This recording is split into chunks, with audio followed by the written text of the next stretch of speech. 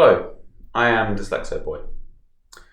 In this series, we'll be talking about practical advice on how to overcome dyslexia and ADHD while studying in medical school. In this video, I'll be talking about how trauma can be caused by exams, especially in dyslexia, dealing with the stress that can result, and applying for extenuating circumstances when they're needed. Education is arguably one of the most important factors for success. Exam results are literally used to assess a student's achievement and value. If you're dyslexic, you spend your entire life receiving exam results that do not match your capability. I was put into special needs classes when I was in primary school, called lazy and stupid by secondary school teachers, and chastised for needing reasonable adjustments during my first degree at university. It's not just teachers or examiners who put such stock in exams. Other students do it too. I've seen people use the fact that they are in the top decile in terms of exams like a bludgeon to smash competitors with. I've even had other dyslexics call me out because my experience doesn't match their own. Over time, I've come to realise the limitations of our exam system, which I talked about in an earlier video, but not before it had had profound effects on my self-esteem. Just remember, you don't need to be the best in class. That person can still only have one job, and if you both get through medical school, you'll both be called doctor. I've seen people react in several common ways to these stresses, which I hope to discuss in the future, but for now, I want to point out that having dyslexia and ADHD in our current academic environment inevitably leaves emotional scars. Whilst we're not at fault for having these wounds, we are responsible for overcoming them in order to do the best we can in the future. It's not uncommon to be struggling with an exam question or even a series of questions and to become dispirited or anxious as a result.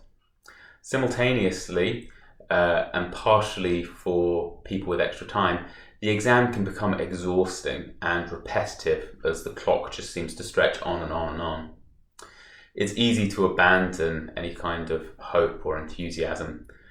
I've thought along lines in the past that I've already failed hundreds of exams, so I'll probably fail the one I'm taking right now too.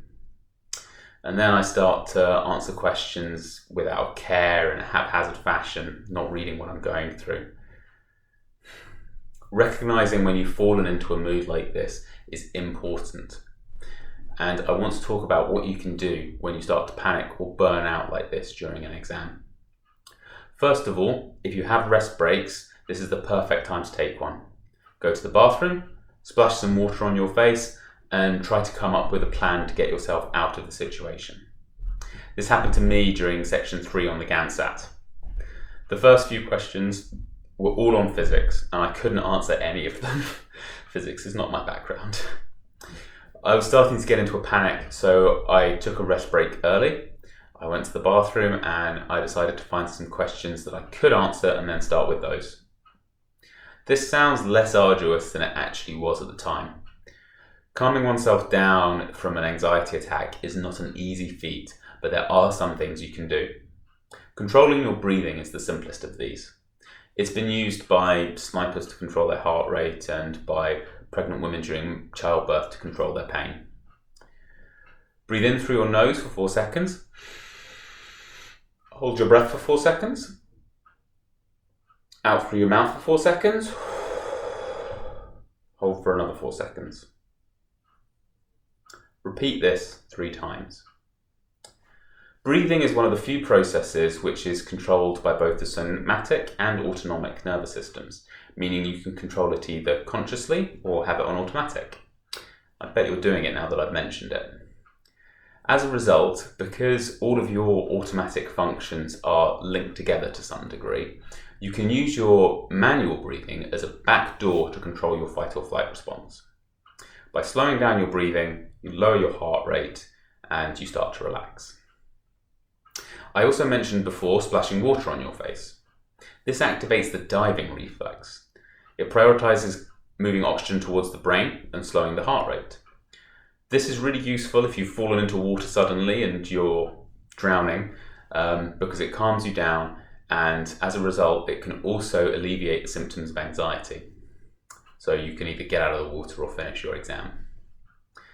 Next, I'd like to discuss steps you can take to acclimatise yourself to taking the exam. Some of these tests, like the GAMSAT for example, can take an entire day to complete. If you don't prepare, it's easy to lose sleep beforehand, get nervous, or miss eating and become distracted the day before. To combat these, I suggest you practice taking the exam 1 to 2 weeks beforehand. Get up early in the morning, travel to the place where you'll be sitting the exam. Find a cafe or somewhere or a library nearby where you can sit a practice paper, and then sit a practice paper each day for 2 weeks before the exam, keeping to the timings that will be used in the exam. This will create a habit where your body gets used to eating, travelling, going to the loo in accordance with the exam timetable. This might not sound important, but it will massively help, as having a habit means that you'll be more relaxed, you'll be thinking about what you're doing rather than nervously worrying about any of these other bodily functions. You should also review any practice exams that you do in the evenings after you've done them. See if you can go through the notes, like either your audio notes or any other kind of thing when you're travelling. This sounds like a lot to do, and it is, so it's not possible for everyone, unfortunately.